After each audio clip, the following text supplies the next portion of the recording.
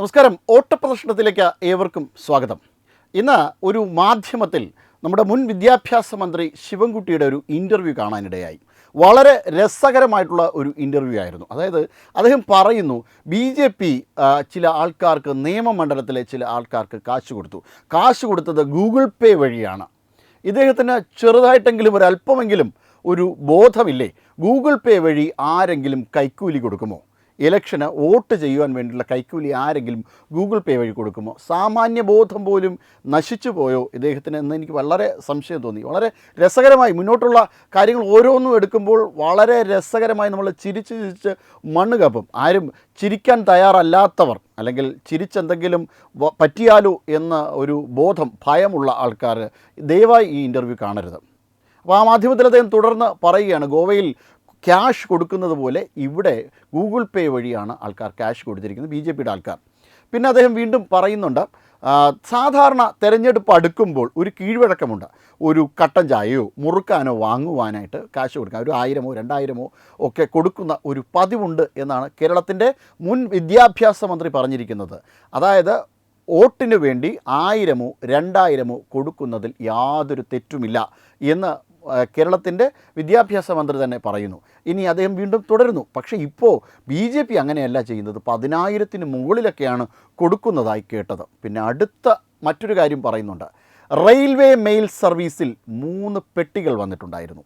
ഈ 3 പെട്ടികൾ, അതായത് റെയിൽവേ മെയിൽ സർവീസിൽ പണം അയക്കുവാൻ പറ്റില്ല, ഇങ്ങനെ പെട്ടികളായി പണം അയക്കുവാൻ പറ്റില്ല എന്ന് ഇദ്ദേഹത്തിന് ബോധമില്ലേ? എന്താണ് ഇതൊക്കെ വിളിച്ചു പറയുന്നതിൻ്റെ ഒരു അർത്ഥം? ഇനി അങ്ങനെ 3 പെട്ടികൾ വന്നു. ഈ 3 പെട്ടികൾ ഒരു കാറിൽ വെച്ചിട്ടാണ് അദ്ദേഹം BJP പ്രവർത്തകൻ്റെ ഒരു അഡ്രസ്സിലേക്ക് പോകുന്നു. പിന്നീട് അദ്ദേഹത്തിന് ഒരു അമളി പിടികിട്ടിയെന്ന് തോന്നുന്നു. ഇത് പെട്ടെന്ന് കമ്മീഷണറിൻ്റെ അടുത്ത് ഞാൻ പോയി അന്വേഷിച്ചു. അപ്പോൾ അങ്ങനെ ഒരു സംഭവം നടന്നിട്ടില്ല എന്നാണ് പറഞ്ഞത്. അങ്ങനെ എന്തെങ്കിലും നടന്നിട്ടുണ്ടെങ്കിൽ അന്വേഷിക്കാനല്ലേ പോലീസ്? അപ്പോൾ അങ്ങനെയൊന്നും നടന്നിട്ടില്ല ഇങ്ങനെ പറയുന്നു. എന്താണ് സത്യത്തിൽ കേൾക്കുന്ന ആളുടെ കിളി പറന്നു പോകും. അതേ ഉദ്ദേശിച്ചത് റെയിൽവേ മെയിൽ സർവീസിൽ കുറച്ച് പെട്ടികൾ വന്നു, അത് BJP പ്രവർത്തകൻ്റെ അഡ്രസ്സിലേക്കാണ്, അത് മൊത്തം പണമായിരുന്നു. ആ പണം ആൾക്കാർക്ക് കൊടുക്കുവാൻ വേണ്ടിയിട്ടാണ് BJP അയച്ചത് എന്നാണ് ഉദ്ദേശിച്ചത്. പക്ഷേ അമളി പിടികിട്ടിയപ്പോൾ പെട്ടെന്ന് തന്നെ അദ്ദേഹം തിരുത്തുകയുണ്ടായി. ഇങ്ങനെ ഇത് പിന്നെ ഇടയിൽ BJP എന്നത് പറയുന്നതിന് പകരം ABVP എന്നൊക്കെ പറയുന്നുണ്ട്. ഇങ്ങനെ ഇദ്ദേഹത്തിൻ്റെ ഒരു താളത്തിൽ കള്ളത്തരം പറയുന്നതെന്നല്ല, താളത്തിൽ മണ്ടത്തരം പറയുന്നു എന്നാണ് നമുക്കിതിൽ നിന്ന് മനസ്സിലാക്കേണ്ടത്. അങ്ങനെ ഇദ്ദേഹം പിന്നീട് അങ്ങനെ ഡീലിലേക്കൊക്കെ പോയാണ്. BJP UDF ഡീലുണ്ട്, NDA UDF ഡീലൊക്കെ ഉണ്ട്. ആ ഡീൽ വളരെ ശക്തമാണ്, അതൊക്കെ ഞങ്ങൾ കണ്ടുപിടിച്ച് കഴിഞ്ഞു. പിന്നെ BJP പണം കൊടുക്കുന്ന ഏരിയകളിലൊക്കെ ഞങ്ങൾ രാത്രി പോയി കിടന്നു, പക്ഷേ ഞങ്ങളൊന്നും അറിയാതെ അവർ വീണ്ടും കൊണ്ടുപോയി കൊടുത്തിട്ടങ്ങ് പോയി. നേമത്ത് കഴിഞ്ഞ 5 വർഷത്തോളമായിട്ട് അവിടുത്തെ ഒരു MLA ആണ് ഈ പറയുന്നത്. അതിനു മുന്നേയും അവിടുത്തെ MLA ആയിരുന്നു അദ്ദേഹം കുറച്ച് നാൾ. അത്തരത്തിലുള്ളൊരു നേതാവാണ് ഈ രീതിയിൽ മാധ്യമത്തിൻ്റെ മുന്നിൽ വന്ന് പമ്പര വിഡ്ഢിത്തം പറഞ്ഞിട്ട് പോകുന്നതെന്നാണ് അദ്ദേഹം പിന്നീട് ആവർത്തിക്കുന്ന ഒരു കാര്യമുണ്ട്. ഭരണവിരുദ്ധ തരംഗമോ ഭരണവിരുദ്ധ വികാരമോ ഒന്നും തന്നെയില്ല, അത്തരത്തിലുള്ള ചർച്ചകളൊന്നും നടത്തിയിട്ടില്ലല്ലോ, അങ്ങനെ ചോദ്യങ്ങളും പാർട്ടിക്കെതിരെ ഉണ്ടായിട്ടില്ല. കേന്ദ്രത്തിൻ്റെ ഭരണവിരുദ്ധ വികാരങ്ങളാണ് ഇപ്പോൾ കേരളത്തിലുള്ളത്, കേന്ദ്രത്തിൻ്റെ അവഗണനയാണ് ചർച്ച ചെയ്യപ്പെടേണ്ടതെന്നൊക്കെയാണ്. എൻ്റെ അറിവിൽ രാജീവ് ചന്ദ്രശേഖർ സംസ്ഥാന സർക്കാരിനെതിരെ 50-ൽ താഴെ ചോദ്യങ്ങൾ ഉന്നയിച്ചിട്ടുണ്ടായിരുന്നു. ഒന്നിന് പോലും മറുപടി ഉണ്ടായില്ല, ഒന്നിന് പോലും മറുപടി പറയാൻ തയ്യാറായിട്ടുമില്ല. സംവാദം വേണമെന്ന് ആവർത്തിച്ച് അദ്ദേഹം പറയുന്നുണ്ടായിരുന്നു, പക്ഷേ ആ സംവാദത്തിന് വേണ്ടിയിട്ടുള്ള ഉത്തരങ്ങൾ പറയുവാൻ അദ്ദേഹം ഒരു കാരണവശാലും തയ്യാറല്ലായിരുന്നു. അങ്ങനെ കാര്യങ്ങൾ ഇങ്ങനെ മുന്നോട്ട് പോവുകയാണ്. വീണ്ടും ഇദ്ദേഹം എന്തെങ്കിലുമൊക്കെ മണ്ടത്തരങ്ങൾ ഇങ്ങനെ പറയുന്നുണ്ട്. മാധ്യമപ്രവർത്തക ചോദിച്ചുകൊണ്ടേയിരിക്കുന്നു, വീണ്ടും എന്തെങ്കിലും മണ്ടത്തരങ്ങൾ കിട്ടിയാലോ എന്നുള്ള രീതിയിൽ. എന്തായാലും റെയിൽവേ മെയിൽ സർവീസും ഗൂഗിൾ പേയും വഴി നമുക്ക് ഒരുപാട് കള്ളപ്പണം അയക്കുവാൻ പറ്റുമെന്നും ഇനി മയക്കുമരുന്നും മദ്യവുമൊക്കെ ഈ ഗൂഗിൾ പേ വഴി ഒക്കെ ട്രാൻസാക്ഷൻ നടത്താൻ പറ്റുമെന്നൊക്കെ ഉള്ള ഒരു കാര്യം കേൾക്കുന്നത് വിദ്യാഭ്യാസ മന്ത്രിയിൽ നിന്നാണ്. ഏതായാലും അത്തരം കണ്ടുപിടുത്തങ്ങൾക്കൊക്കെ വളരെ വലിയ നന്ദിയുണ്ട്. കാരണം ഈ രീതിയിലൊക്കെ എങ്ങനെയാണ് എന്നുള്ളതിനെക്കുറിച്ച് ശാസ്ത്രലോകം വരെ ഞെട്ടിപ്പോകുന്ന തരത്തിലാണ് അദ്ദേഹത്തിൻ്റെ അഭിപ്രായങ്ങൾ ഓരോന്നായി നമ്മൾ എടുത്ത് പരിശോധിക്കുമ്പോൾ നമുക്ക് മനസ്സിലാക്കാൻ കഴിയുന്നത്. ഏകദേശം ഒരു 10 മിനിറ്റോളം ദൈർഘ്യം അദ്ദേഹത്തിൻ്റെ ഇൻ്റർവ്യൂവിലുണ്ടായിരുന്നു. ആ ഇൻ്റർവ്യൂവിൽ ബഹുഭൂരിപക്ഷവും ഇത്തരത്തിലുള്ള അഭിപ്രായ പ്രകടനങ്ങൾ തന്നെയായിരുന്നു. നേമത്ത് എന്തായാലും ഉറപ്പായും വിജയിക്കും, ഭരണത്തിന് അനുകൂലമായിട്ടുള്ള അത്രമാത്രം വികസന പ്രവർത്തനങ്ങൾ അദ്ദേഹം നടത്തിയിട്ടുണ്ട്.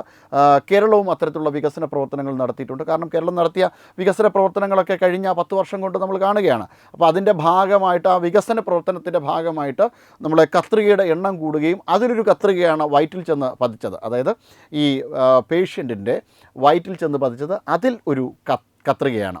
ഇനി അതും പോരാഞ്ഞിട്ട് കാൽ അസഹ്യമായ വേദനയുമായി വന്നെത്തിയ ആളിൻ്റെ കണ്ണിൻ്റെ കൃഷ്ണമണി പോലും നഷ്ടപ്പെടുന്ന ഒരു സാഹചര്യമുണ്ടായി തൃശ്ശൂരിൽ നിന്ന്.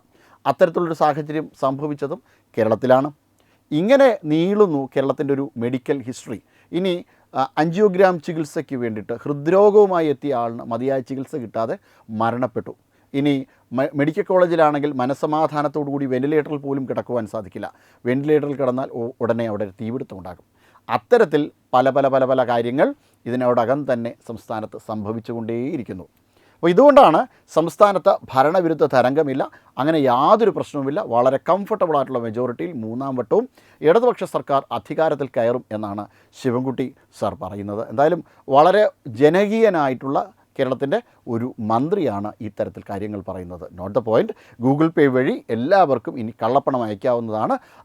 കേരളത്തിൻ്റെ വിദ്യാഭ്യാസ മന്ത്രിയുടെ ഉറപ്പാണ്. അദ്ദേഹം പറഞ്ഞു കഴിഞ്ഞാൽ പിന്നെ അശേഷം സംശയിക്കേണ്ട കാര്യമില്ല.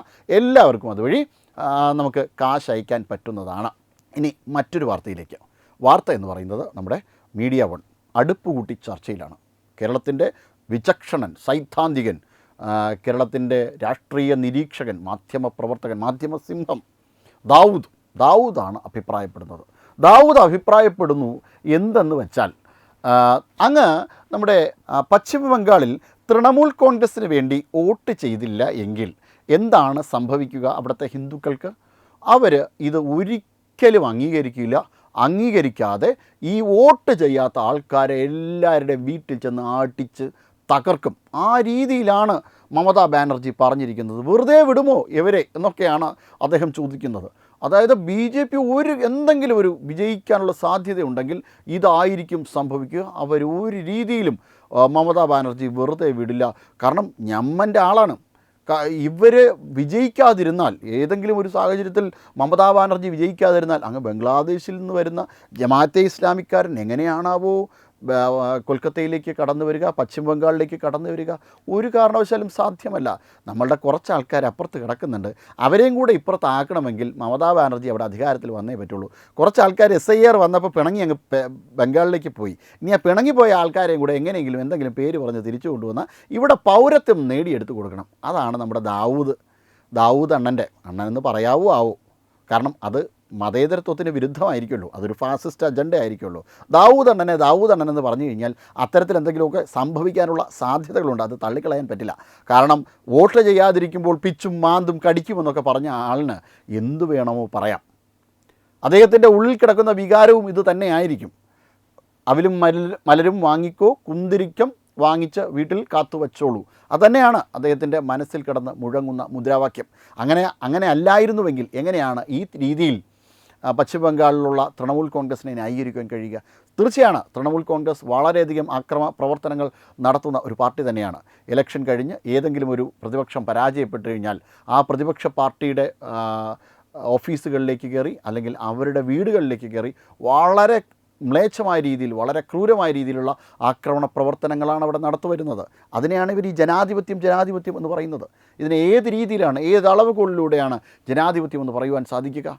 ഉപ്പ് ചാക്കിലാക്കുകയും ജീവനോടെ ഉപ്പ് ചാക്കിലാക്കുകയും ഒക്കെ ചെയ്ത പാരമ്പര്യമുണ്ട് പശ്ചിമ ബംഗാളിൽ. ആ രീതിയിൽ ദ്രവിപ്പിച്ച് കളയുന്ന ഒരു പാരമ്പര്യമുണ്ടായിരുന്നു. ഇപ്പോൾ അതിൻ്റെ ഒരു തുടർച്ചയാണ്. അല്ലാതെ അവിടെ നടത്തുന്നത് ജനാധിപത്യമൊന്നുമല്ല, കൃത്യമായ രീതിയിലുള്ള ഫാസിസം തന്നെയാണ്. ആ ഫാസിസത്തെയാണ് ഇവിടെ ഇരിക്കുന്ന ഈ ഭീകരവാദി ന്യായീകരിക്കുവാൻ ശ്രമിക്കുന്നത്. ഭീകരവാദി ആയതുകൊണ്ട് തന്നെ അയാൾക്ക് ഏത് രീതിയിൽ വേണോ ന്യായീകരിക്കാം. അവിടെ പശ്ചിമ ബംഗാളിൽ നിന്ന് മറ്റൊരു കാര്യമൊക്കെ പറഞ്ഞിട്ടുണ്ടായിരുന്നു. അതായത് BJPയും ഹുമയൂൺ കബീറും തമ്മിൽ ഡീൽ എങ്ങനെയാണാവോ സംഭവിക്കുന്നത് അറിയില്ല. BJPയും ഹുമയൂൺ കബീറും തമ്മിൽ ഡീൽ നടത്താനുള്ള ഒരു സാധ്യതയുമില്ല. കാരണം BJP എതിർക്കുവാനായിട്ട്, അതായത് ബാബറി മസ്ജിദ് ബംഗാളിൽ പണിയുവാൻ വേണ്ടിയിട്ട് പോയ ആളാണ്. മമതാ ബാനർജിയുടെ അനുഗ്രഹാശിസ്സുകളോട് പലതും ചെയ്യുവാൻ വേണ്ടിയിട്ട് പോയതാണ്. പക്ഷേ എന്ത് ചെയ്യാം, ആൾക്കാരുടെ എതിർപ്പ് കാരണം താൽക്കാലികമായിട്ടെങ്കിലും കണ്ണിൽ പൊടിയിടാൻ വേണ്ടിയിട്ടാണെങ്കിലും മാറ്റി നിർത്തേണ്ടി വന്നു ഹുമയൂൺ കബീറിനെ. ഷെയ്ഖ് ഷാജഹാൻ്റെ കഥ മറ്റൊന്നല്ല, ഇതുപോലെ രക്ഷപ്പെടുത്തുവാൻ വേണ്ടിയിട്ട് ശ്രമം നടത്തിയതാണ്. പക്ഷേ ഷെയ്ഖ് ഷാജഹാനെ മാറ്റി നിർത്തുവാൻ പറ്റിയില്ല, അടുപ്പിച്ച് നിർത്തുവാൻ പറ്റിയില്ല, മാറ്റി നിർത്തേണ്ടി വന്നു, ജയിലിലാക്കേണ്ടി വന്നു. പക്ഷേ ഇപ്പോൾ രക്ഷപ്പെടുത്തുവാൻ വേണ്ടിയിട്ടുള്ള എല്ലാ പ്ലാനുകളും ചെയ്തു വച്ചിട്ടുണ്ട്. അയാൾക്കെതിരെ സാക്ഷി പറഞ്ഞ ആൾക്കാർ ആരും തന്നെ ഇപ്പോൾ അവശേഷിക്കുന്നില്ല എന്നാണ് കേട്ടത്. അത്തരത്തിൽ വലിയ രീതിയിലുള്ള ആസൂത്രണവും ഗൂഢാലോചനയും നടത്തി ആൾക്കാരെ കൊന്നൊടുക്കുന്ന, അവർക്ക് വേണ്ടി ഒത്താശ ചെയ്യുന്നതോ അവരെ പുകഴ്ത്തുന്നതോ അവരെ പാണൻ പാട്ടുപാടി പുകഴ്ത്തുന്നതോ ഇവിടുത്തെ മീഡിയ വണ്ണിലെ അടുപ്പുകൂട്ടി ചർച്ച. ഇവരുടെ ഉദ്ദേശ ലക്ഷ്യങ്ങൾ എങ്ങോട്ടാണ് പോകുന്നതെന്ന് പ്രേക്ഷകർക്ക് ഇപ്പോൾ പിടികിട്ടി കാണും. ഈ രീതിയിലാണ് കാര്യങ്ങളെ മാനിപ്പുലേറ്റ് ചെയ്യുന്നത്. എന്തായാലും വളരെ നല്ല കാര്യം, ഇവരെ ഇപ്പോഴെങ്കിലും ജനതയ്ക്ക് ഇങ്ങനെ എന്തെങ്കിലുമൊക്കെ പറയുമ്പോഴാണ് ഇവരെക്കുറിച്ചുള്ളൊരു ബോധ്യം ആൾക്കാർക്ക് വരുന്നത്. Web desk Tatwamayi news.